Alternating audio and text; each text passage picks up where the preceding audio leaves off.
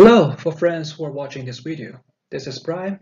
Out of personal interest, I'd love to share something about I Ching and Gua, an old wisdom of Chinese culture. In this video, I would try to unveil the logic and rules behind I Ching and Gua, make it simple and straightforward for everyone of interest to understand what it is basically about and how it works. The first question would be, what is I Ching and what is Gua? From Wikipedia, I Ching was known as Book of Changes, an ancient Chinese divination text. From movies, animations, or daily life experience, you may have seen or heard about I Ching, Bagua, or something related, like Baguazhang, a Chinese martial art form associated with I Ching theory, or like a magic circle in some kinds of animation fights, or something like Feng Shui, the way of wind and water, some kind of divination, which guides people about how to arrange objects to achieve harmony. Well, no matter what you recall, you may feel it is complicated, mysterious, even useless. But today I'm going to tell that is not true. In fact, I Ching is simply a language system that is designed to describe and interpret changes. Let's forget about mysterism thing. I Ching can survive for 1,000 years for some reason. As a book of changes, it must be simple and straightforward to understand and use, and I will help remove the mysterious veil of I Ching in this video.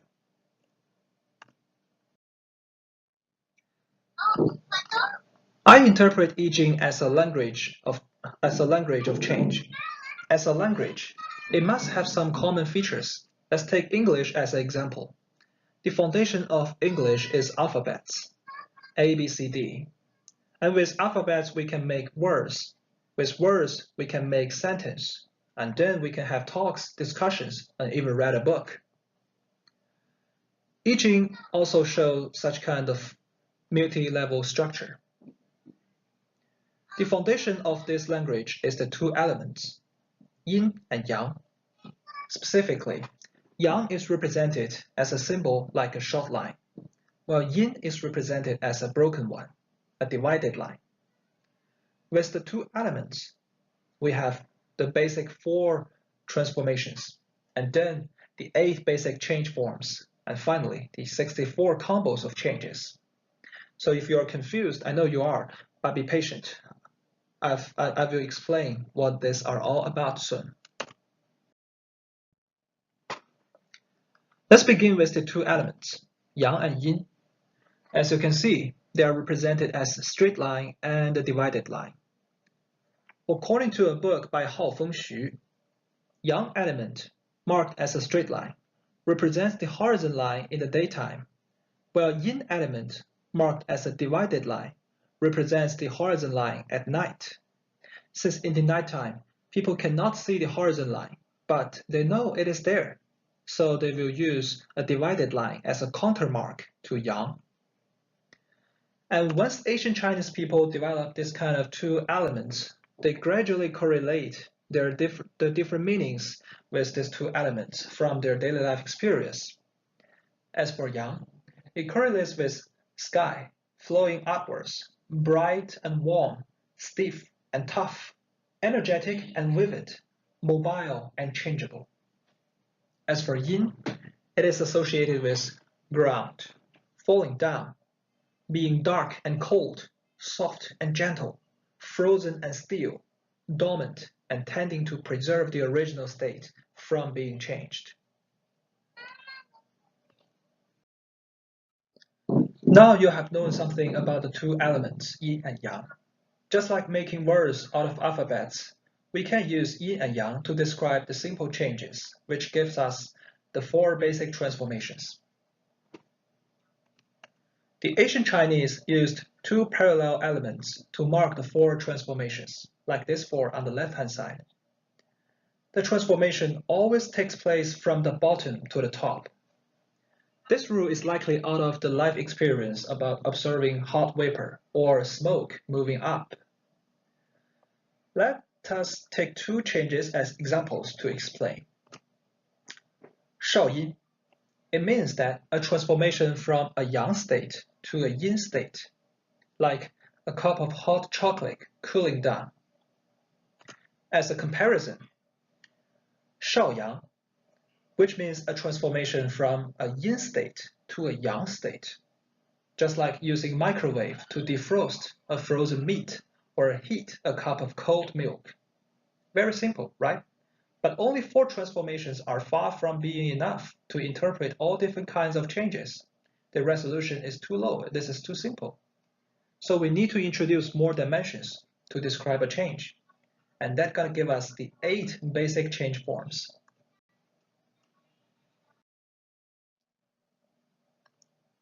In the 8 basic changes, the ancient Chinese introduced 3 dimensions to describe a change. The first dimension is the tendency of a change. Is it moving up or falling down? Does it tend to induce new things or prevent things from being changed? Is it a positive change or a negative one? Oftentimes, you need to predefine the context and set a change with specific positive and negative directions, like a coordinate axis. The second dimension is easy to understand, which refers to when the change takes place, whether it occurs in a detectable way or in an undetectable way. Does it happen quietly or in a causing attention way? Anyone notices the occurrence of this event? The third dimension is the outcome. After the change took place, whether there are new things generated or not out of it, whether there is any difference made out of this process in terms of what this change is about. Let's give one example. A change which tends to make a difference, like rising up or transforming in a positive way, and it takes place quietly without any detectable sign. And in the end, there's no new things generated out of this process, which give us a yang, a yin, and a yin. These 3 elements form one gua, a basic change form known as gen gua. Gen in Chinese refers to mountain. Mountain peaks are pointing to the sky, about which ancient Chinese feel that mountain tends to grow higher towards the sky. Meantime, the mountain is still heavy and not easily changed. As a result, the ancient Chinese use gengua to describe such kind of change. And for people who show interests, you can try to play with the other 7 gua following the same rules. So once we understand the 4 basic transformations and the 8 basic change forms, we can have combos to describe more complicated processes. And this gives us the 64 change combinations. As we learned from previous slides, transformation takes place from the bottom state to upper state. But in this case, it is very similar to what we learned in mathematics, the function. X, I define it as the bottom state. So X is the independent variable, and Y is the dependent variable. So the change took place from the bottom state to the upper state, so from X to Y, which means, so in this case, both X and Y are representing changes. And change X takes place first, and then change Y occurs. Change X affects the subsequent occurrence of change Y. There are some causal relationship behind. Both X and Y are representing change, which can be interpreted as the 8 basic change forms. And thus, after drawing together, there are in total 64 different combinations, which can be considered as 64 different functions of change. And the interpretation rules are shown here. And the most important one of the rules is we need to predefine the context, which gives us the specific directions about what is positive and what is negative, and what exactly we are looking at, and what exactly we are trying to interpret it, and how we're going to do the interpretation. And this is very important. Okay, so after knowing about all the rules, so we can play with some specific case. So case 1, a company suddenly issued an announcement that they would apply new regulation rules to replace the old ones so as to make more profits. And this sudden change made John feel uncomfortable. So he approached the leadership team and expressed his disagreement. Well, after the discussion, John was convinced and willing to obey the new rules. In this case, it is clear that we are describing a change process between the company and John. So we have company as X and John as Y because there are some causal relationship between these two things. Also, this case is about new things and old things. Since new things seems to be more profitable, I define it as positive and set the old things as negative. For a company, it tends to induce new things, which gives a yang first. The announcement is made suddenly, without any detectable sign about what's going to happen, thus giving us a yin as the second symbol. And the result is that new rules replace the old ones. Things changed, thus giving a yang at the end. As for John, he want to make things unchanged. He want to have the old rules preserved, thus giving a yin first. He took action by approaching the leadership team and having a discussion, indicating a detectable change. So he is taking action which can be seen, can be observed, and thus giving a yang in the middle. And finally, he was convinced and willing to obey new rules. So he changed his manner, new things coming out of this process, giving a yang at the end. So taking together, this gives us a 革卦, which means a smooth reforming process. For people who consider new rules are positive, this whole change process refers to a smooth reform. In the second case, let's be more specific. One day, the leadership board of a biotech company suddenly issued an announcement that the company would adopt a transformation into a labor-intensive business, which would take effect immediately. Lee, the R&D team leader, disagreed with this decision. He approached the leadership team and expressed his concern about the decision. To his point, innovation is the key to success for any kinds of high-tech companies. But his suggestion did not pass. He had to live with this decision. Yeah, following the same rules. We first specify the context that define innovation as positive and labor-intensive as negative. Then we can draw symbols for both the leadership and Lee, as you can see from the slides. And in the end, we have a Yi Gua, which means follow the change. And for people like Lee, who value innovation driving business as good things over labor-intensive type, this change means they have to make compromise and adapt to the reality, even in a passive way. Follow the change. In the last case that I'd love to share here is still about company decision and employee response. This time, the leadership team of a biotech company suddenly issued an announcement that the company would transform into an innovation-driving business.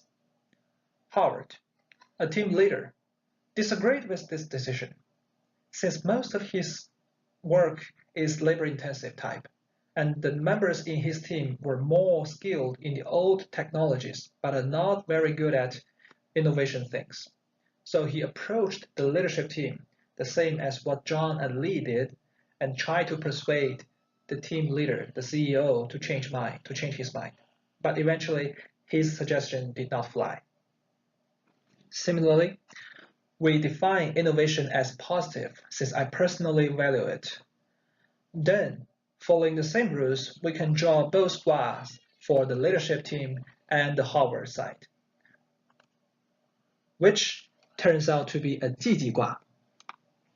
Jiji gua means although something has been achieved, but potential danger is lurking behind, which may bring up uncertainties in the future. And for those who value innovation like me and Lee, they need to be careful about the potential dangerous factors like people who do not support this opinion, like Harvard.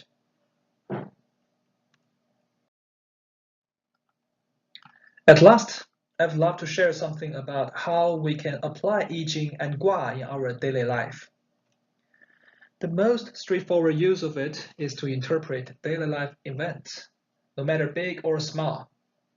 It can serve as a dictionary of changes and how to respond. For instance, if a couple quarrels, the wife and husband can do a role play game. So one play the X and one play the Y. By setting up a context of conflict, they can deduct what responses his or her partner gonna take and what that gonna lead to by checking the dictionary from I Ching. So in this way, they can adjust their behaviors and decisions, and they can make different choices and to see what's gonna happen according to the I Ching, the book of change. And in this way, they may be able to achieve a happy win-win end, or at least they could do an evaluation about their bad decisions. Well, honestly, I would say this game gonna take a lot of time if they really started to play, but I think it's gonna be fun. This is about the interpretation function and guidance value of I Ching, but I would expect more out of it. So as a language system, that's according to my understanding, it may be possible to adopt it in building up some kind of programs and achieve a more complicated artificial intelligence, the AI. But honestly, since I am not the expert in that field, that would be only my random guess. But if it happens, it's gonna be very cool. And in the end, I would clarify that the content in this sharing is basically all of my personal study. So it could be wrong, and there could be many pits and flows, and discussions, comments are welcome. So if you know more, please share, and I'd love to learn. And thank you for watching, and this is Brian.